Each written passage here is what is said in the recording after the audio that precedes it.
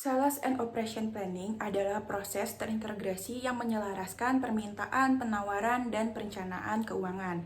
Sales and Operation Planning sebagai alat untuk mencapai target bisnis dan berfokus pada keseluruhan bisnis, yang dimana bertujuan untuk memaksimalkan profit bisnis. SNOP bertugas untuk mengurangi persediaan yang ada di perusahaan.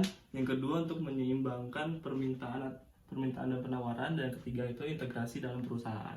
Prosesnya yaitu yang nomor satu menyeimbangkan penawaran dan permintaan, dan yang kedua itu koordinasi dari beberapa divisi yang terkait seperti finansial, produksi, dan juga marketing. Output yang diberikan yaitu keuntungan yang maksimal, pengeluaran yang minimal, dan juga peningkatan pelayanan untuk konsumen. Terima kasih.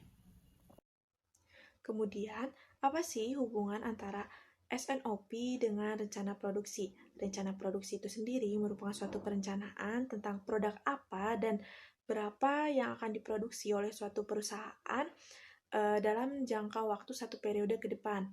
Hubungannya dengan menggunakan proses SNOP, perusahaan akan mengetahui apakah rencana produksi yang sudah dibuat tersebut layak dilaksanakan atau tidak untuk satu periode ke depan dengan memperhatikan aspek rantai pasok, biaya, dan juga keseimbangan permintaan dan juga penawaran.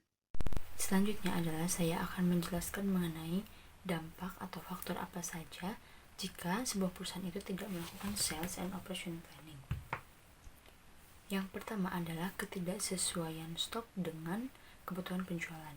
Hal ini disebabkan karena apa yang diproduksi, bagian produksi dengan sales itu memiliki rencana masing-masing, sehingga kita tidak tahu apa yang dibutuhkan oleh sales.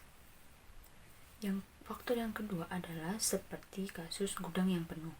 Gudang yang penuh itu artinya stok yang ada dalam gudang sudah terpenuhi, sehingga jika ada produk baru yang telah diproduksi itu tidak bisa masuk ke dalam gudang karena tidak ada manajemen yang baik. Akibatnya apa? Akibatnya adalah kita memerlukan tempat tambahan ataupun biaya penyewaan, sehingga itu akan menambah kos atau biaya bagi perusahaan.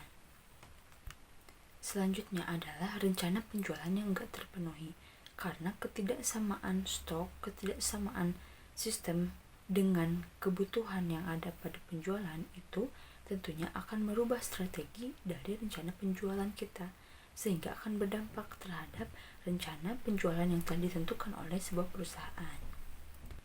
Selanjutnya adalah pangsa pasar yang akan saja atau mungkin direbut oleh kompetitor. Karena kita tidak mempersiapkan, tidak manajemen yang baik, tentu akan menjadi celah bagi perusahaan kompetitor untuk mengambil kesempatan atau keuntungan, sehingga kita akan kalah dalam persaingan.